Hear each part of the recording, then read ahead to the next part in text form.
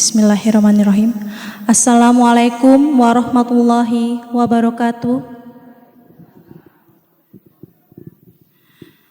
Alhamdulillahirabbil alamin. Wassalatu wassalamu ala sayyidina Muhammad wa ala alihi washabihi ajmain.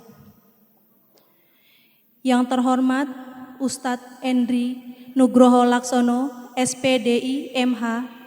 Yang kami hormati Dewan Penasehat Pengajian Bulanan Ibu-Ibu Nur Masyitoh, Ibu Nyai Lutfia Dewi Malik Madani, dan hadirin ibu-ibu yang dimuliakan Allah Subhanahu wa Ta'ala. Pertama-tama, marilah senantiasa kita panjatkan puja dan puji syukur kehadirat Allah Subhanahu wa Ta'ala yang telah memberikan berbagai macam nikmat sehingga apa yang kita laksanakan pada sore hari ini merupakan nikmat yang sangat berharga untuk kita semua. Sholawat serta salam semoga selalu tercurahkan kepada Nabi akhir zaman, penuntun jalan kebaikan, yakni baginda Nabi besar Muhammad Sallallahu Alaihi Wasallam. Dan semoga kita mendapat syafaatnya kelak di hari kiamat. Amin ya Rabbal Alamin. Ibu-ibu yang kami hormati, pengajian bulanan Ibu-Ibu Nur Masyitoh akan segera kita mulai dengan rangkaian acara sebagai berikut. Pertama, pembukaan. Kedua, pembacaan Asmaul Husna. Ketiga, Mau'izatun Hasanah. 4, pengumuman-pengumuman. 5, penutup.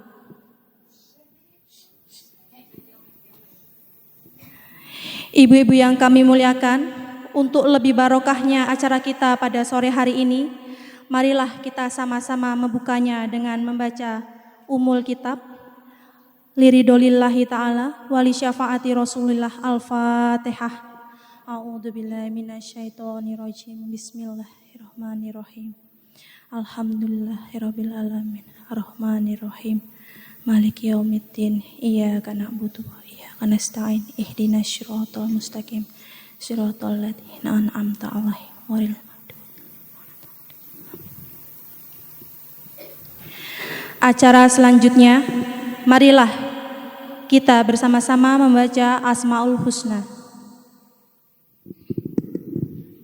Mari ibu-ibu kita bersama-sama membaca Asmaul Husna.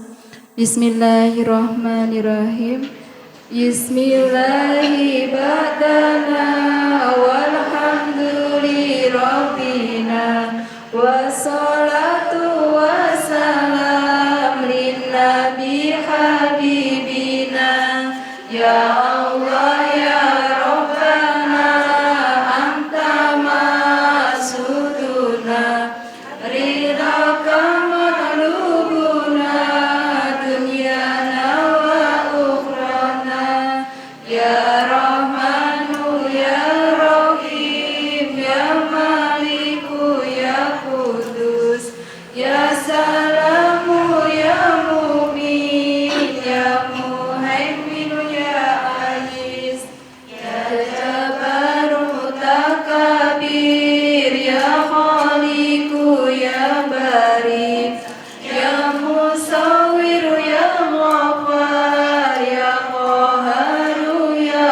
Wahhab ya Razaku ya Fatah ya Alimu ya Qabid ya Basitu ya Khabid ya Rafi'u ya Mu'is ya Mudillu ya Sami ya Basiru ya Hakam ya Adlu ya Latifu ya Qabiru ya Halim ya Alimu ya Ghafur ya Syakuru ya Ali ya Kabiru ya Hafiz ya Muqitu ya Hasib ya Jalilu ya Karim ya Raqibu ya Mujib ya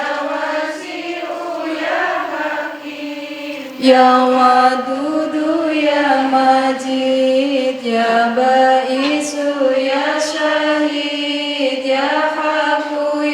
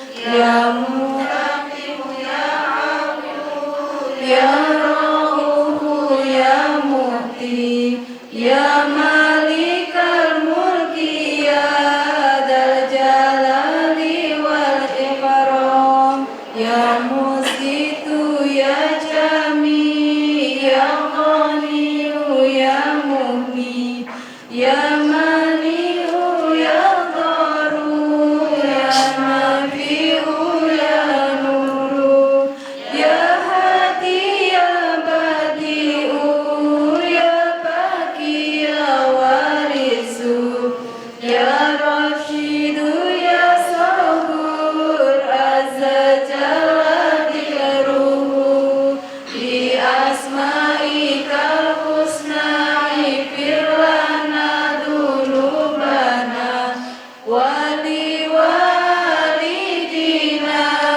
Wa dhurriyatina Wali masayyihina Wa talamidina Wal mu'minin wal mu'minat Kafatan amatan al-ahya'i wal amwat Kafatan amatan al-ahya'i wal amwat Kafir an sayiatina wastur ala uyubina Wastur ala musafina Warqadar jatina Warzuqna ilman nafi'an Warizqan wasi'an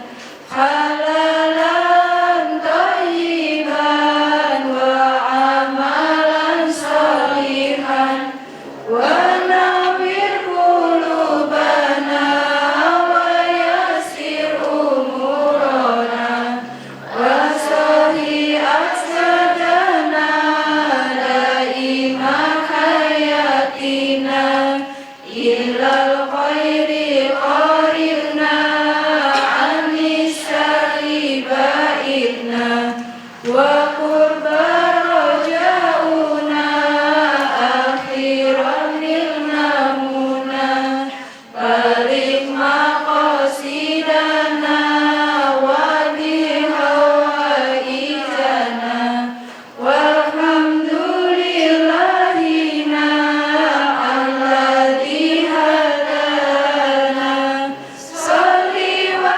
sallim ala Taha khairi rahman Wa alihi wa sahbihi ila akhiri zaman Matur nuwun.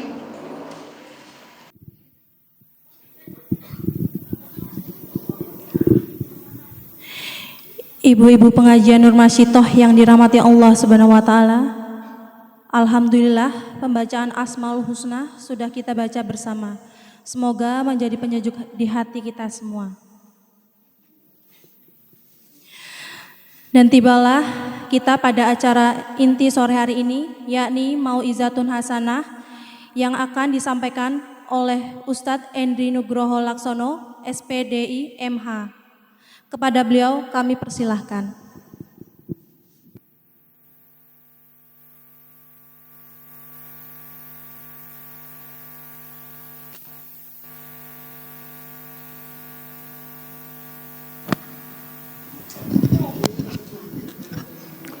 Assalamualaikum warahmatullahi wabarakatuh.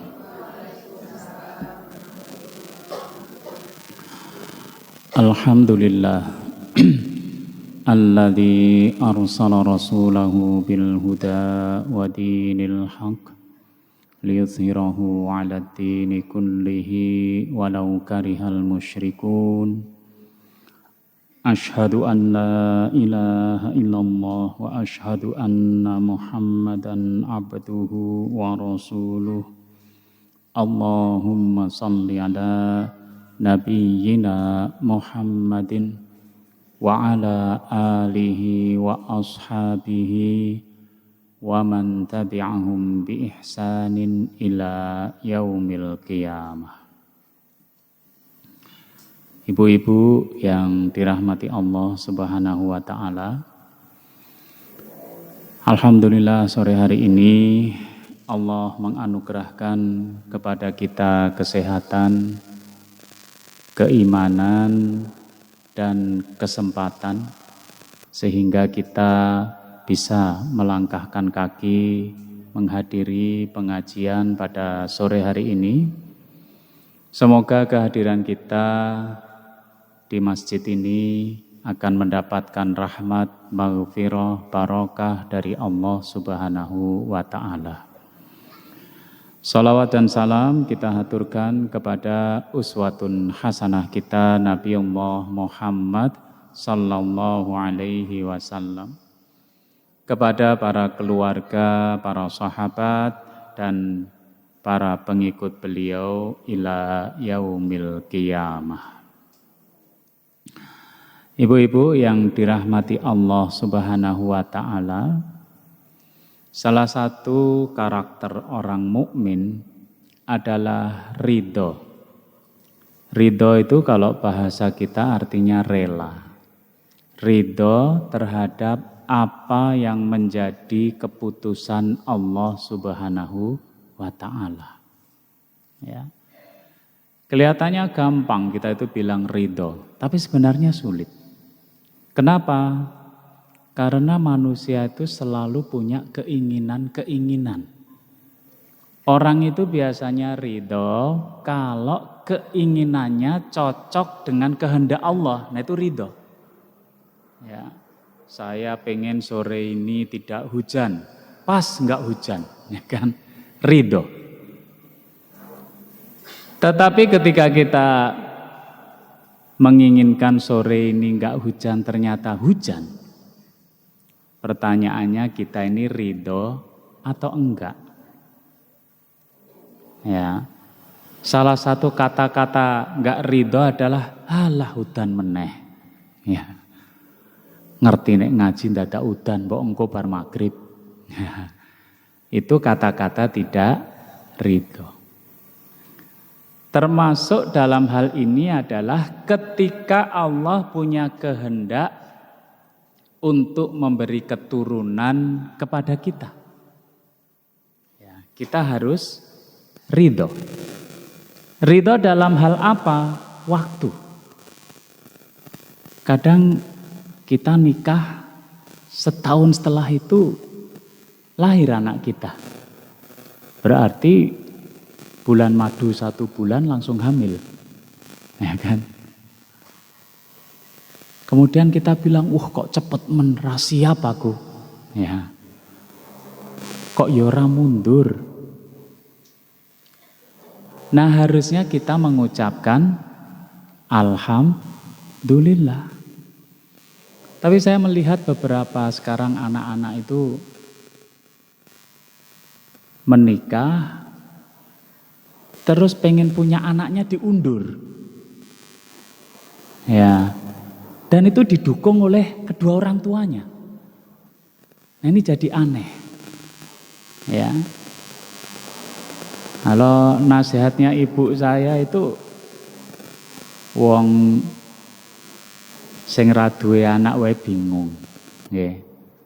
Malah sing duwe anak ya melu bingung. Ya.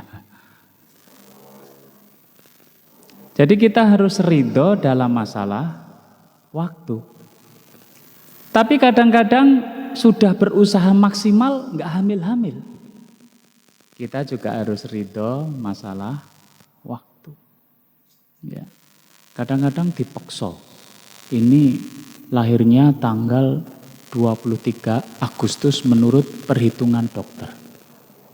Tolong dok, nanti kalau pas tanggal 17 Agustus dipaksa kon metu. Ya kan? Kenapa? Ben lahirnya diperingati orang sa-Indonesia hari kemerdekaan Indonesia. Ya. Jadi kita harus ridho. Pertama itu, apakah dia cepat setelah kita menikah, ataukah kemudian kita menunggu lama baru dia lahir. Itu yang pertama. Yang kedua, kita harus ridho dengan jenis kelaminnya.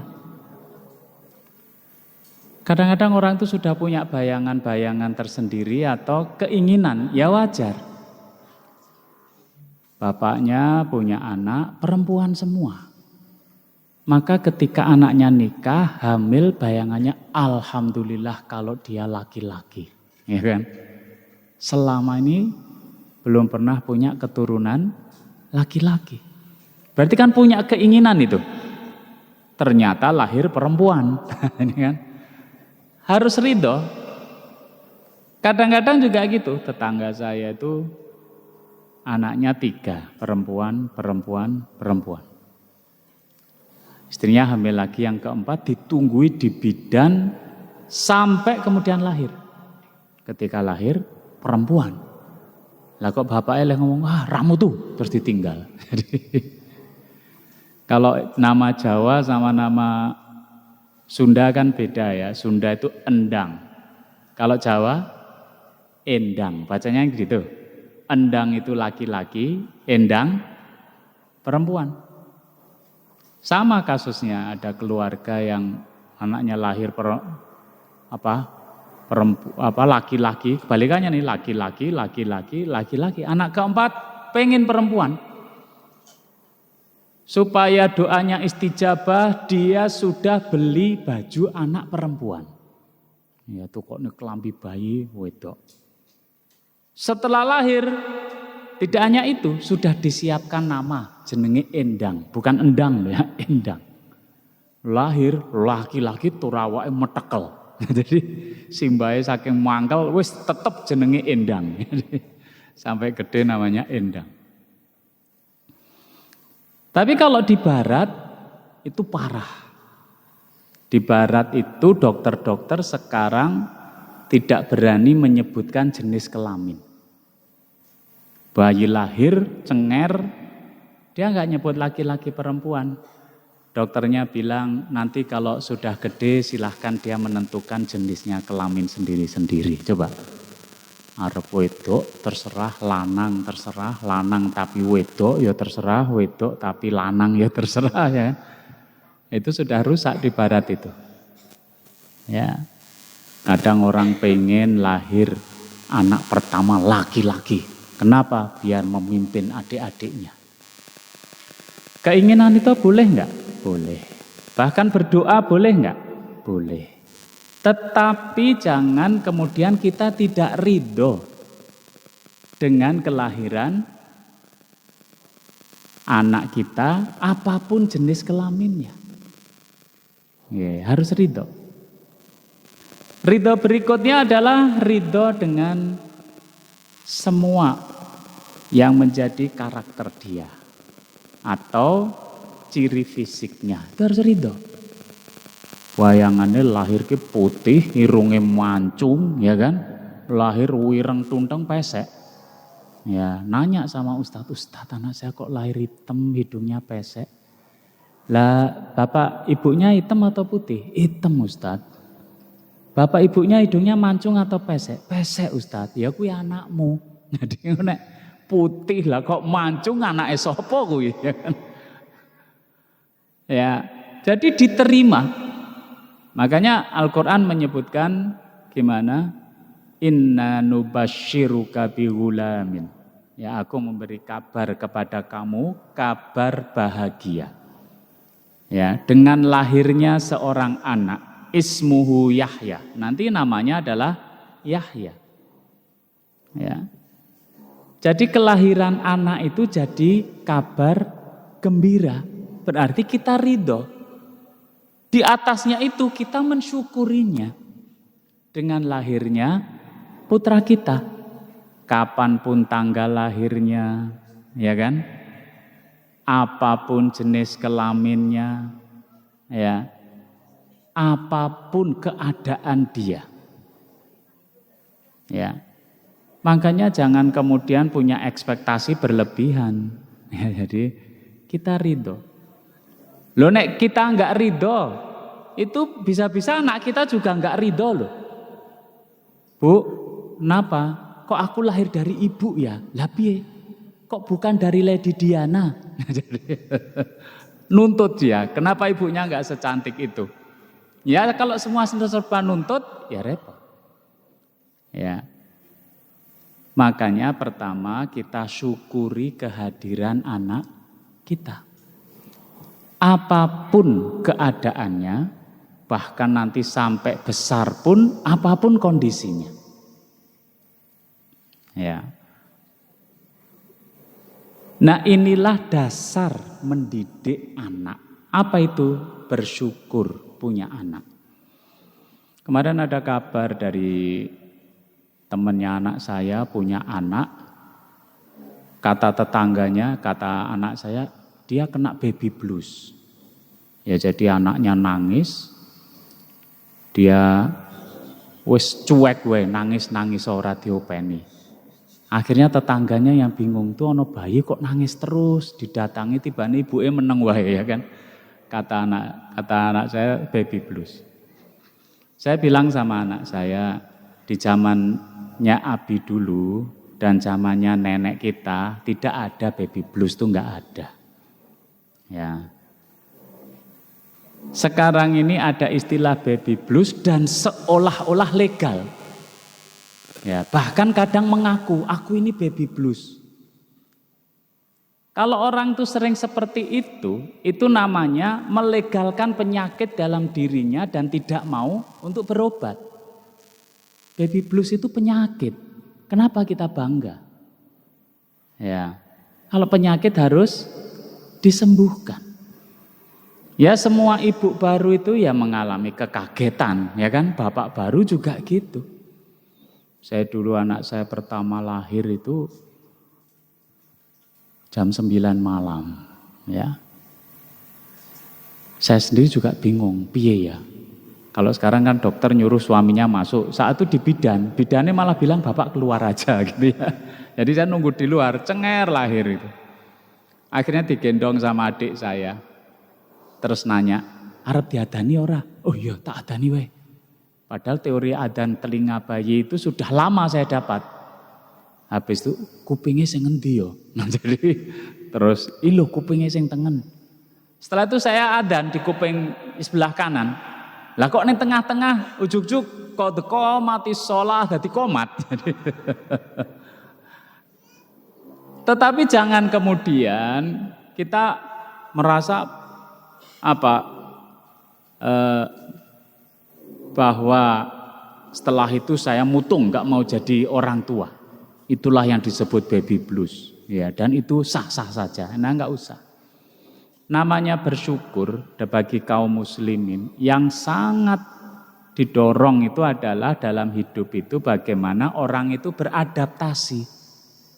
Sekarang ini istilah-istilah supaya orang itu nggak mau adaptasi. Ada orang baru bepergian, diajak beraktivitas, wah belum bisa aku, masih jet lag. Zaman dulu nggak ada jet lag, ya kan? Orang bepergian pagi nek sehat ya langsung mangkat. Jadi, ya masalahnya hanya capek atau enggak. Sekarang nggak capek bilang jet lag, ya. Nah itu ya, karena namanya adaptasi ngertos nggih? Berusaha menyesuaikan diri kita dengan lingkungan, orang, ya, dan juga agama. Itu terus kita lakukan, ya. Demikian pula ketika anak kita lahir, gitu. Kemudian kita mau mendidik anak, kita beradaptasi apa? Mensyukuri, ya, syukur terhadap kelahiran putra kita, ya. Ojo dibanding-bandingke. Ya. Maksudnya ojo dibanding-bandingke iki wah kowe luwih elek timbang tangga. Nah, itu enggak boleh. Tapi kalau untuk prestasi ya harus cari pembanding. Wah, anakku sak kelas pinter dhewe. Lah ana pembandinge ora. Kayak koncone luwih iki nilainya 10 anakku, liyane 100. Nah, itu harus ada pembandingnya. Nah oleh karena itu monggo kula panjenengan sedaya dengan anak kita itu ridho sampai anak kita nanti gede ya. Kadang orang tua kan memaksa anaknya kudu IPA, ya. Ora oleh IPS, kudu dokter. Ya. Nah ini hati-hati, jangan-jangan kita ini bermasalah terhadap tauhid kita, kepercayaan kita kepada Allah. Rumangsane nek dokter ki sugih, sukses, urip bahagia. Ya. Padahal betapa banyak dokter itu bekerja pada orang lain, yang bayari orang lain. Jadi kan gitu ya. Makanya fakultas kedokteran sekarang semua universitas mau buka dan mahal. Ya. Nanti gede anak kita, ya kita didik. Tetapi tidak kemudian kita tidak mensyukuri keberadaannya. Ya. Karena anak 5 berarti sifatnya ada 5. Ya.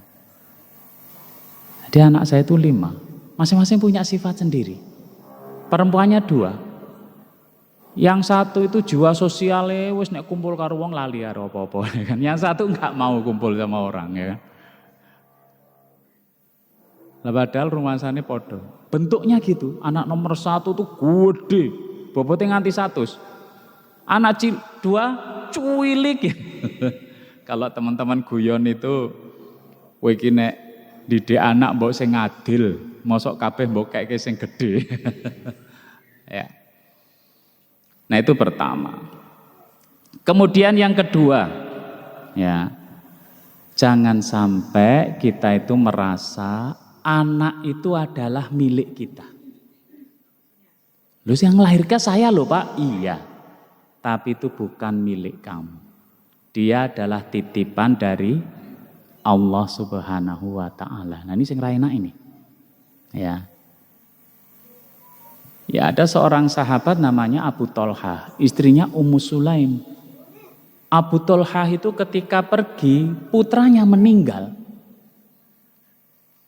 Nah kemudian dia datang belum dikuburkan. Dia datang tanya sama istrinya, anaknya gimana? Ya dia dalam keadaan tenang. Istrinya bilang gitu. Setelah itu suaminya dijamu makanan, kemudian mereka tidur, ya kan? Pagi harinya setelah suaminya puas segalanya, Ummu Sulaim bilang, Mas, kalau ada orang nitip barang sama kita, terus barangnya diambil gimana? Ya kasihkan, ya berikan barang itu, karena itu bukan milik kita. Nah kemudian Ummu Sulaim bilang, Mas, anak kita sudah diambil sama yang punya. Wah suaminya marah, kok gak ngomong kamu? Suaminya akhirnya datang pada Rasulullah SAW menceritakan peristiwa itu. Ya, Rasul hanya tanya, kamu semalam kumpul sama istrimu enggak? Ya. Insya Allah akan diganti oleh Allah dengan yang lebih baik. Ya, jadi anak ini adalah titipan. Ya, bisa enggak kita perasaan gitu? Ya, angele apa? Suatu saat dia akan diambil oleh yang nitip. Ya. Dan yang kedua, kalau ini barang titipan, boleh enggak kita memperlakukan anak kita itu sesuka kita sendiri? Boleh enggak? Enggak boleh. Kita harus memperlakukan anak kita sesuai yang nitip. Sinten yang nitipkan? Yaitu Allah Subhanahu wa ta'ala. Jadi kita tidak bisa sesuka kita sendiri. Ya, terhadap anak kita, tetapi kita harus mendidik sesuai dengan zat yang menitipkan pada kita, yaitu Allah Subhanahu wa ta'ala. Ada pendapat yang sering kita itu malah diterima. Apa? Umur 17 tahun adalah umur mencari identitas diri. Benar atau enggak? Leres napa mboten? Hah? Umur 17 tahun adalah umur mencari identitas diri. Di dalam Islam itu bayi cenger niku identitasnya sudah ada. Nggih menika laki-laki muslim atau perempuan muslimah. Leres napa mboten? Setelah itu didiklah dia sebagai lelaki muslim. Yang satu dididik sebagai perempuan muslimah. Makanya kata Rasulullah SAW, nggak boleh kalau laki-laki kok dikelambeni wedok, ya kan? Kadang-kadang ada keluarga gitu, kanggo lucu-lucuan, itu nggak boleh. Lucu nyari yang lain, jangan lucu-lucuan gitu. Ya. Laki-laki dikasih baju laki-laki, perempuan kasih baju perempuan. Ya. Laki-laki tidak boleh bergaya ke perempuan-perempuanan. Perempuan juga enggak boleh bergaya maco, laki-laki. Itu didikan di dalam Islam, berarti sejak kecil wis cetha. Ini perempuan muslimah, ini laki-laki muslim. Kalau umurnya sudah 17 tahun masih mencari identitas napa mboten? Ya, jadi kalau sahabat Nabi itu namanya Usamah. Itu umurnya 18 tahun menjadi panglima perang melawan negara besar Romawi. Saged menggalih 18 tahun SMA. Nah, kira-kira SMA kelas 3 to niku. Lah nek usianya itu baru mencari identitas diri, saged napa mboten dadi panglima perang? Wah, lagi sedih, patah hati, lebay, ya kan? Enggak bisa. Ya, makanya sejak kecil sudah jelas identitasnya. Kamu perempuan muslimah. Dididik seperti perempuan muslimah. Sehingga ketika dia sudah menstruasi enggak kaget. Karena seorang perempuan akan mengalami menstruasi. Gimana cara mengatasinya? Disesuaikan dengan ajaran Islam. Dia udah ngerti. Ya cara membersihkannya, larangannya apa, ya kan? Udah ngerti. Orang umur 17 lagi golek-golek. Nah makanya dididik sesuai dengan ajaran Islam. Sekarang ini usia pernikahan diundur. Dulu itu berapa usianya? 16 sama 18 yang laki-laki. Sekarang itu semuanya 19 tahun. Kalau ditanya kenapa kok diundur? Kadang jawabannya ya ora cetha. Anak sekarang iki wis gedhe ning sih kekanak-kanakan kok, Pak. Ya kan? Lah berarti leh didik rapas. Lah wis gede kok sih kekanak-kanakan. Akibatnya apa? Akibatnya banyak yang minta dispensasi di pengadilan agama. Jumlahnya sangat besar, ribuan. Ya. Berarti kalau minta dispensasi itu rata-rata karena apa? Hamil di luar nikah. Urung 19 tahun wis hamil, berarti kudu dinikahke. Lah melawan aturan, minta ke pengadilan agama. Ya. Artinya yang namanya balik secara fisik ora iso dindek. Sekarang anak SD aja udah menstruasi. Lah nek bocah saya seneng dolanan. Coba, bisa bayangin. Orang sudah dewasa secara biologis. Ning senengane dolanan karo cah lanang. Lagi nek didemok lak dadi. Ya kan? Padahal cah radong. Berarti leh didik kleru. Dia harus dikasih tahu sejak dini. Ya. Paham nggih? Dan kasus ini sampai pusing sendiri toh. Akhirnya keluar undang-undang itu, ngertos nggih? sekolahan harus menyediakan alat kontrasepsi. Loh coba. Aturan itu pemerintahannya sebentar lagi mau digugat aturannya, ya kan? Gara-gara main bingung lagi kok sing meteng okeh men. Lah berarti harus pendidikannya yang benar. Kalau dia sudah balik, sudah secara jasmani sudah balik, harusnya akalnya dewasa. Ya, tidak lagi dolan-dolanan. Makanya dididik sesuai dengan ajaran Islam. Harus itu.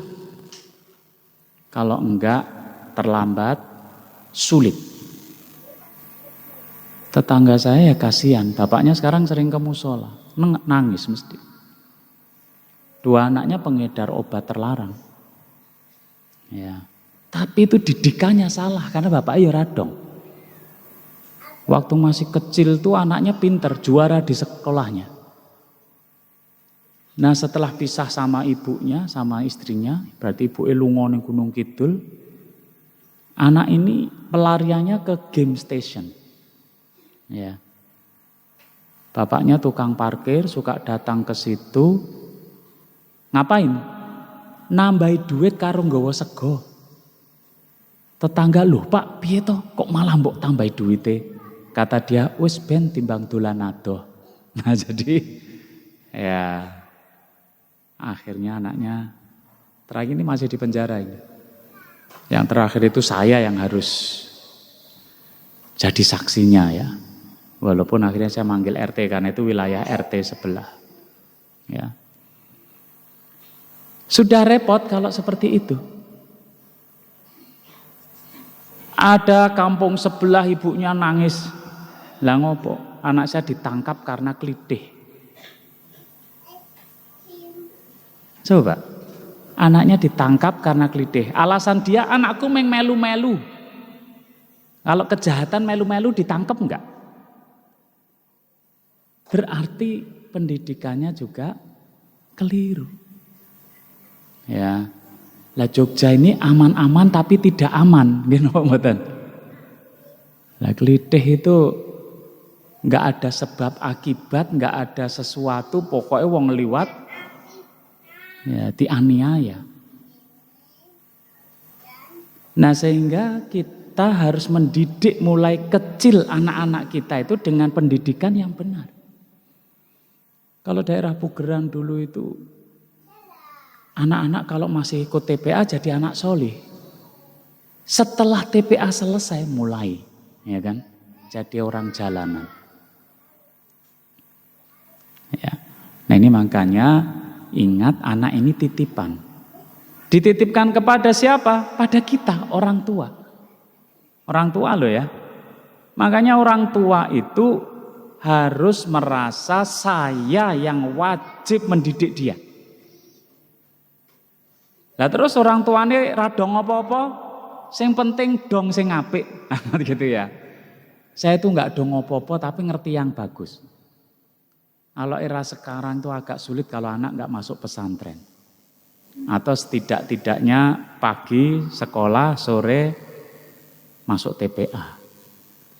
Karena kita orang tua itu sulit mengendalikan internet. Baik itu HP ataupun laptop. Ya. Tetapi ketika anak kita dididik di pesantren, itu juga wajib orang tua ngontrol. Orang yang pasrah bongkoan wis cul. Ya, jadi, nah itu namanya orang tua nggak bertanggung jawab. Jadi orang tua harus bertanggung jawab, anak ini diserahkan pada saya untuk saya didik.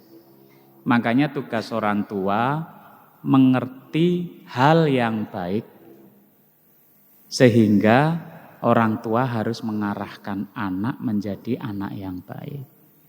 Ya, seperti tetangga saya nggak ngerti, kalau di game station tuh nggak baik.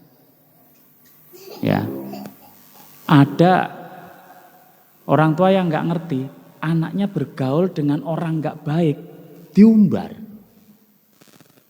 Ya, sekarang udah pengguna, kalau sudah bicara gitu ngeri ya. Dan orang tuanya udah nggak bisa mengendalikan. Makanya kita harus ngerti yang baik. Ngerti yang baik itu gimana? Kewajiban itu harus dijalankan oleh anak kita. Sholat 5 waktu, puasa Ramadan, tilawatul Quran. Ya. Kalau mereka sudah mulai lalai, nah berarti sudah berbahaya. Dan anak itu diperintah untuk sholat 7 tahun. Tuh, jadi sejak kecil tuh sudah dilatih sholat sampai ketika dewasa udah biasa sholat. Maksudnya gitu. Jangan diumbar bareng gede kon sholat. Ya wangel. Sejak kecil dilatih puasa, setelah gede biasa berpuasa. Makanya orang tua harus ngerti yang baik. Sejak kecil dilatih bicara yang baik, gedenya dijaga. Nah disinilah ada yang kita sebut kewajiban orang tua pada anaknya adalah juweh. Apa Bu? Kewajiban orang tua pada anak? Ini mic-nya enggak dengar saya belakang ya? Hah? Dengar? Kewajiban orang tua pada anaknya adalah juweh. Nah, udah dengar sekarang. Ibu-ibu juweh enggak? Alhamdulillah. Karena modal juweh iki meng lambe. Dan kita semua punya mulut, ya kan? Harus juweh. Tetapi juwehnya harus juweh yang benar. Juweh yang benar itu gimana? Pertama, harus ngerti yang baik. Ngerti yang baik dan ngerti yang tidak baik. Yang baik harus dikondisikan, yang tidak baik harus ditinggalkan. Pertama. Kedua, juweh itu tidak boleh melebar kemana-mana. Adzan subuh, anaknya dibangunin. Nang, bangun nang, subuh, sudah adzan. Besoknya anaknya tidur lagi, belum bangun. Bangunin, nang, bangun. Sudah adzan subuh. Lah kok sesuk saya turu meneh adzan subuh. Nang, tangi, subuh. Sesuk lah kok saya turu meneh, kuwi kuping po centelan. Jadi mulailah juweh yang tidak benar. Ya. Jadi wiridannya ibu-ibu itu juweh yang benar. Esok gugah subuh, nggak boleh merembet kemana-mana. Mulai sing bocah keset, kuping ngopo centelan, ya kan? Nggak boleh, cuman satu, nang bangun sudah adzan subuh segera sholat. Nah itu dijadikan wiridan. Jadi ibu-ibu kalau bangun esok wiridan. Kalau wiridan itu jumlahnya berapa Bu? 33, ya kan? Jadi nek esok iki ping 33. Nang tangi subuh, nang tangi subuh, nang tangi subuh nganti 33. Kalau belum 33 kali enggak boleh marah. Nah gitu ya. Nang tangi subuh, nang tangi subuh, nang tangi subuh, nang tangi subuh. Anaknya kaget ibu ini ngopo ya. Itu juweh itu yang benar gitu, enggak boleh melebar. Kalau hampir jam 7, ayo atus sampai 33 kali. Tidak boleh melebar. Ya. Nanti kalau habis maghrib, ayo ngaji, ayo ngaji, ayo ngaji, ayo ngaji, ayo ngaji, ayo ngaji, ayo ngaji, ayo ngaji, gitu ya. Tidak boleh melebar. Sanggup napa mboten? Lah wong ibu ki gugah subuh, cetha-cetha lah kok ngomongnya tekan ngendi-ngendi nganti komat. Anaknya malah rasido subuh. Ya. Itu pertama loh, baru pertama. Ya. Baru pertama, pokoknya wiridan orang tua 33 kali. Bareng Isa sinau,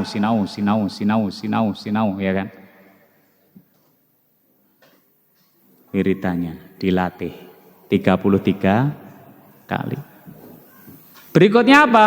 Ibu-ibu tidak boleh nyerah dalam mendidik anaknya. Ya, kadang-kadang wong tua wis ibu jeleh ngandani kowe, sing sak karepmu. Anake mlebu kamar merdeka ya kan. Ibu sudah nyerah. Ya. Orang tua itu enggak boleh nyerah. Jadi orang tua enggak boleh nyerah, ibu akan selalu juweh nganti sapa dhisik sing mati. Ya. Jadi juweh itu nanti sampai anak kita gede duwe anak, berarti cucu kita tetap adzan subuh ya nang bangun subuh. Ora kok ada orang bilang saya anakku ki kok orang mandiri ya Pak. Nah, iya pancen tugasnya wong tua. Ibu-ibu suka enggak punya anak dinasehati sekali langsung berubah untuk selamanya? Seneng enggak Bu? Seneng. Ya. Punya anak kandhane pisan bar magrib ngaji. Iki nasihat iki pertama dan untuk terakhir kalinya mulai sekarang nganti kiamat, ya kan? Terus anaknya ngaji bar magrib terus gitu. Seneng napa mboten? Kalau ibu senang dengan seperti itu, anaknya diganti robot. Ya nanti klik ya ngaji, klik mati ya kan? Enggak ada Bu, wong kaya ngono kuwi ra ono. Kita aja juga enggak kuat, tiba-tiba berubah. Dan kalau ada anak seperti itu, enak mendadi wong tua. Jadi ya enggak bisa. Ya harus selalu kita beritahu dan jangan pernah nyerah. Enggak akan pernah nyerah. Gampangnya kita itu dampingi anak kita selamanya. Kadang-kadang teori ini saya ucapkan tibane aku leh ngalami dhewe ya abot. Anak saya kuliah teori selesai, lah kok setahun tugas akhir enggak dikerjakan. Berarti teorinya harus saya jalankan, saya dampingi anak saya. Loh ternyata yang capek saya sendiri kok. Setiap hari saya tanya, sampai mana Mas? Sudah ditulis belum? Belum, segera ditulis. Besok kesulitannya apa? Bendino itu. Itu kalau kita enggak nafas panjang, wes terserah ya kan. Gitu. Ya. Itu namanya juweh itu ya kayak gitu, juweh yang baik.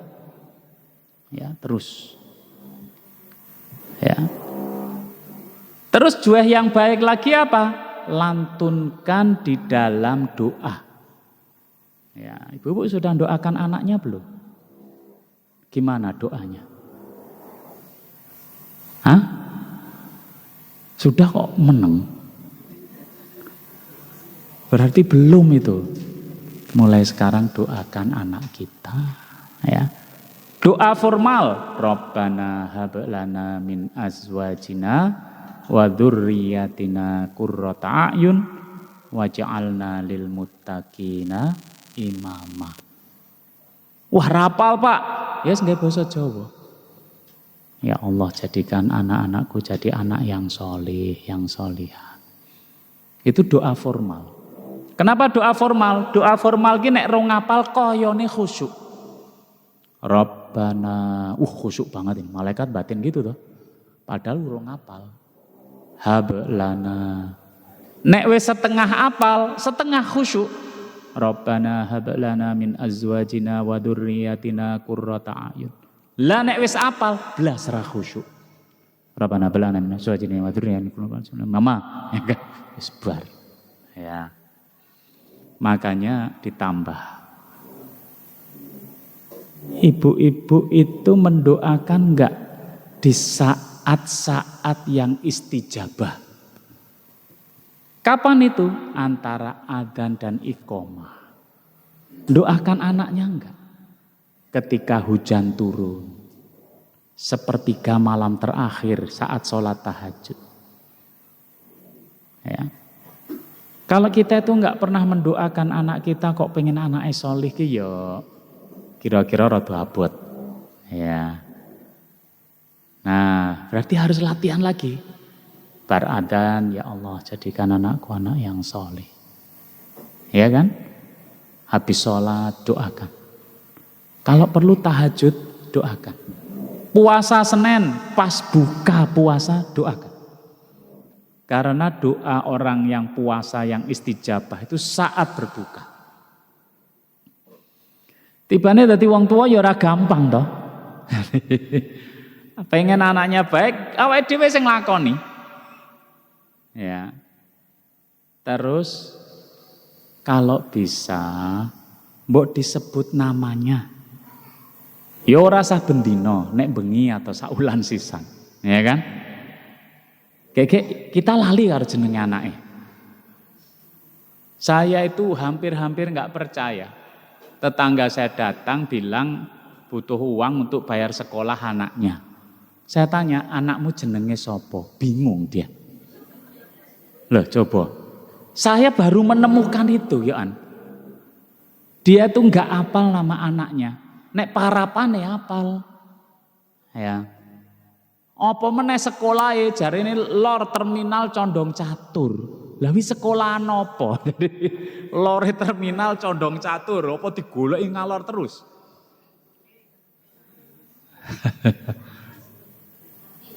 Dia nggak tahu nama sekolahannya. Makanya kalau berdoa panggillah namanya. Yang kedua, sampaikan kepada Allah persoalannya. Kenapa? Jangan-jangan kita orang tua ki yo ora dong anake lagi ngopo. Ya kan? Lah wong anake ki arep ujian lok dongane sholih wae, ya kan? Ya Allah jadikan anakku anak yang sholih dan sholihah. Wis ngono tok. Kenapa enggak kita doakan besok itu dia mau ujian? Lo sampaikan pada zat yang menciptakan. Jadi pentingnya kita menyebut persoalannya itu kan tanda tanya. Kita tuh jane ngerti ora to anake dhewe. Ketika saya ketemu ibu wali kota, istrinya wali kota yang lama, ya, dia cerita di SMA di kota itu, maaf ini ya, ada beberapa anak hamil di luar nikah dan melahirkan. Melahirkannya ning ngendi wae, kadang dalam angkot, kadang karena dia nggak tahu hamil. Loh, sing bangetan berarti ibune ya ora ngerti. Lah ibune ki ngopo, ya kan? Ibune berarti ya ora dong. Anake berubah gitu, bendino ketemu ya ora dong. Sampai hamil di luar nikah, lahir di tempat yang sembarangan. Maka kita itu ya harus ngerti lah, anak kita itu ngapain sekarang ini. Ya, kita titipkan pada Allah yang Maha Kuasa. Setelah kita tahu persoalannya, doakan, ya Allah, berikan hasil yang terbaik. Ya kan? Nah, kok angel men Pak? Enggak angel, tapi karena kita enggak biasa, ya kan? Kita enggak biasa, kita latihan. Anaknya cuma satu, jenenge lali ya bangetan. Ya. Disebut persoalan anaknya apa? Ya. Nah itu juweh fisabilillah namanya. Ya kan? Juweh fisabilillah itu targetnya apa? Anaknya judeg fisabilillah. Ya. Anak iki mikir, wah nek takoni ibu piye ya? Gitu.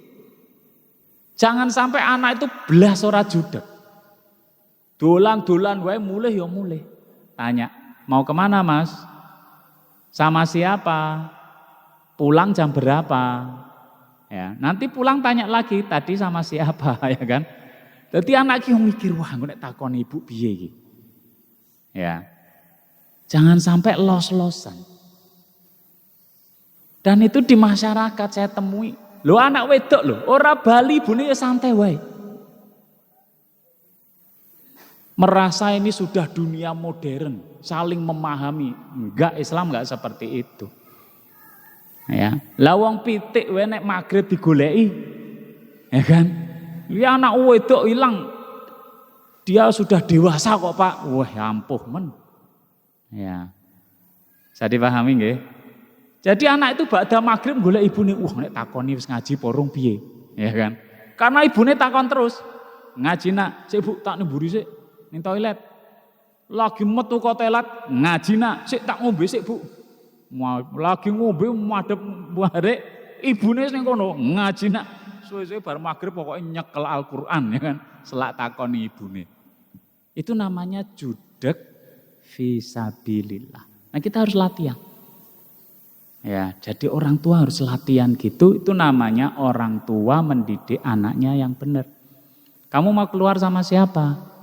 Sama itu, Bu. Ini anak enggak baik ini. Ya, ibunya harus memisahkan pertemanan itu sejak awal. Makanya kalau anak punya teman ya ibunya harus kenal sama temannya. Nek iso karo wong tuane. Ya kan? Suruh ke sini anaknya. Ya. Bisa dipahami ya? Jangan cul-culan. Dan ini yang terakhir. Ibu-ibu itu kalau berdoa untuk anak sering mendoakan yang baik atau yang buruk? Ya, alhamdulillah. Sekarang dites ya. Jadi tesnya gini. Apa yang keluar dari mulut orang tua itu adalah doa. Berarti ibu banyak mendoakan yang baik atau yang buruk? Ya. Kalau anak Anda masak toh, masak sayur, nasi, lagi mateng, ngepul. Anaknya datang, sayurnya disawuri wedi. Ibu-ibu ngomong apa? Hah? Sayurnya lagi mateng, anaknya teko disawuri wedi. Ibu ngomong apa, Bu? Istighfar, alhamdulillah. Kalau lagi pengajian itu memang baik semuanya ya. Istighfar tuh ya. Loh kadang-kadang orang tua bocah ra duwe aturan. Doa enggak itu? Bocah pencilaan. Doa enggak? Ada lagi mendoa bocah nakal. Doa enggak? Malah kadang anake sapa? Ya. Doa enggak itu? Imam Masjidil Aqsa itu namanya Imam Sudais. Imam Sudais itu hafal Quran. Di dunia ini yang hafal Quran banyak enggak? Banyak. Tapi dia menjadi imam Masjidil Haram di antara orang-orang yang baca Quran, hafal Quran. Ketika ditanya, gimana imam Anda kok bisa jadi imam Masjidil Haram? Orang bayangkan, wah aku mbiyen pinter, sekolahku ning kene. Ternyata dia enggak cerita gitu. Ceritanya dia gimana? Dulu waktu saya masih kecil, ada tamu yang mau datang ke rumah. Dan tamu ini sangat dihormati oleh kedua orang tuanya. Makanya ibunya masak yang banyak dan enak. Ketika masakan sudah matang masih kemebul, dia datang bawa pasir disawuri makanan itu. Nah ini kualitas kita sama seperti ibunya Imam Sudais enggak? Ibunya yang marah.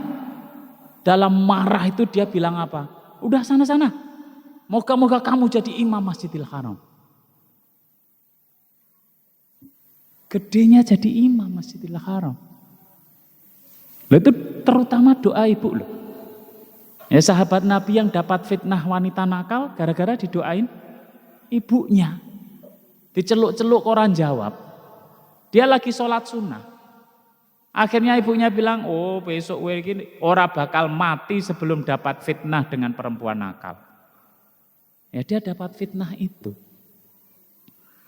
Ya. Lah kalau anak nakal kita doain besok gede dadi apa? Gede ini mesti bingung. Ora dadi apa-apa. Wangel tuh ini berarti. Berarti kita harus latihan dalam keadaan marah, dalam keseharian, doakan yang baik untuk anak kita. Ya. Berarti harus terkontrol ini. Ya tadi bagus astagfirullah walaupun buanter ya kan. Wah, astagfirullah ya kan. Saking nakale bocah. Ya. Nah, doakan anak kita keseharian. Kadang-kadang kita itu kan nek anak apik, biasa. Nek kurang apik, nyeneni, ya kan? Anak datang tamu, ada tamu anak datang bawa minum, biasa. Bareng dhek mlebu kromyang, apa kuwi? Ya. Kenapa kita enggak mengucapkan terima kasih sama dia sambil mendoakan? Lho wis bocah wis apik-apik teko nggawa minuman. Kita ucapkan terima kasih sambil mendoakan anak yang soleh. Itu doa orang tua. Ya kan? Anak nyapu biasa. Klodak sapa kuwi? Kita doakan. Ya. Nah itu perlu latihan kita jadi orang tua, terutama ibu. Kenapa Rasulullah itu menyebutkan berbakti sama ibu itu 3 kali? Memang kayak lingkaran setan toh. Anak itu harus berbakti sama ibu 3 kali lipat dibandingkan bapaknya. Tapi istri berbakti sama suami. Jadi kan lingkaran setan itu. Jadi anak itu luwih milih ibune timbang bapakne, tapi ibune berbakti sama suaminya. Ya. Kenapa? Karena doa ibu pada anak luwih mandi timbang bapakne. Ya. Lah padahal doa itu omongan ibu saben dina. Ini yang sulit, ya. Mari kita berlatih menjadi orang tua yang baik sehingga anak kita jadi solih, jadi solihah. Pendidikan itu harus dimulai dari awal tetapi bertahap. Ngaten nggih? Latihan sholat gedenya bisa sholat, latihan masak gedenya bisa masak, latihan mandi pakai baju gedenya bisa mandi pakai baju. Jangan sampai nggak pernah dilatih gedene diculke. Makanya anak yang paling sedih adalah anak yang dimanja. Anak yang paling bahagia anak yang mandiri. Nah demikian yang bisa saya sampaikan, kurang lebihnya saya minta maaf. Saya sendiri juga orang tua, nah artinya ini PR kita semuanya, ya kepada anak-anak kita. Billahi taufik wal hidayah, wassalamualaikum warahmatullahi wabarakatuh.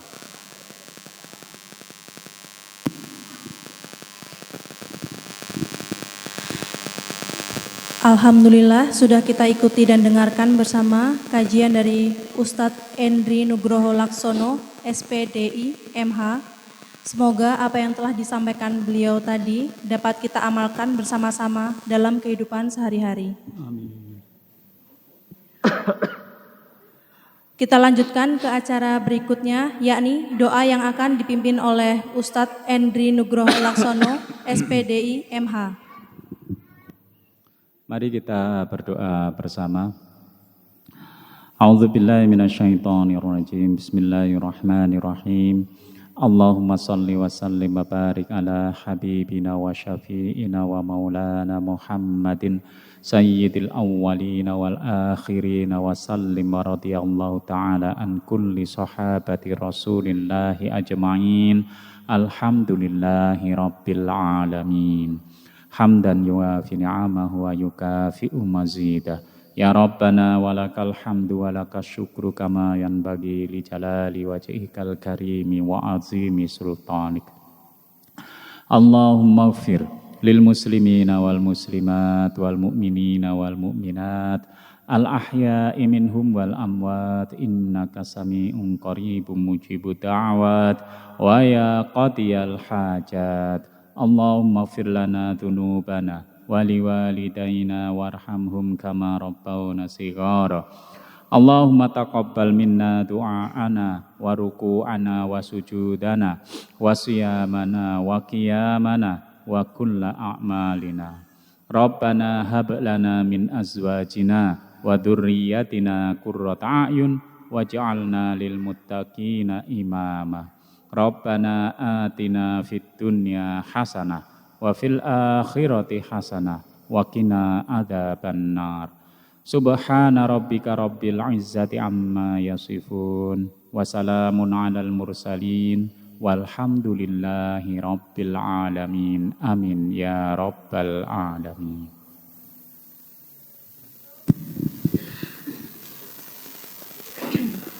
Selanjutnya pengumuman. Pengumuman pertama, jumlah infak pada pengajian bulan ini sebesar Rp633.000.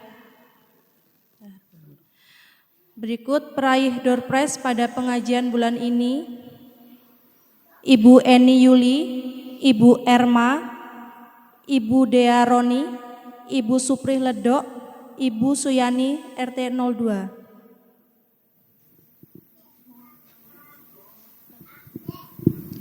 Baik ibu-ibu, mohon waktunya sebentar, ada yang sedikit akan saya sampaikan.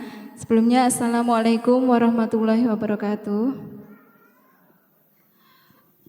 Kami mau menyampaikan ya, pada hari Ahad atau hari Minggu yang lalu, tanggal 29 September 2024, kita jamaah pengajian Nur Masitoh telah melaksanakan bakti sosial, yaitu di Yayasan Yatim Piatu dan Du'afa Al-Barokah Prambanan, dan dilanjutkan ke Masjid Raya Solo dan ke Cengklek Park.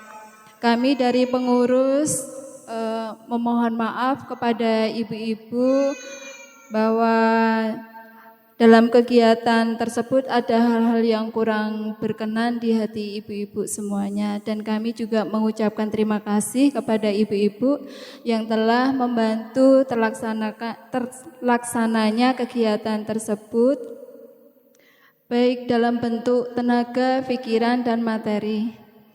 Dan kami juga sekali lagi mengucapkan terima kasih yang telah bersedekah kepada kami demi lancarnya kegiatan tersebut. Semoga menjadi amal baik ibu-ibu semuanya. Dan semoga ke depan kita bisa melaksanakan kegiatan bakti sosial lebih baik lagi dari kemarin. Mungkin dari saya, kurang dan lebihnya mohon maaf. Wassalamualaikum warahmatullahi wabarakatuh.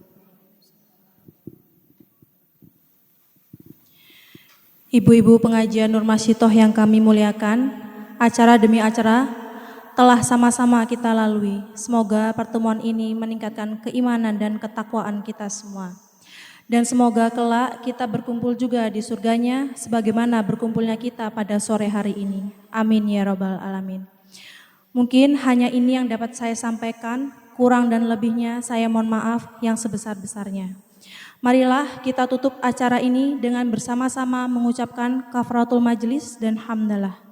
Subhanakallahumma wa bihamdika asyhadu an la ilaha illa anta astaghfiruka wa atubu ilaih.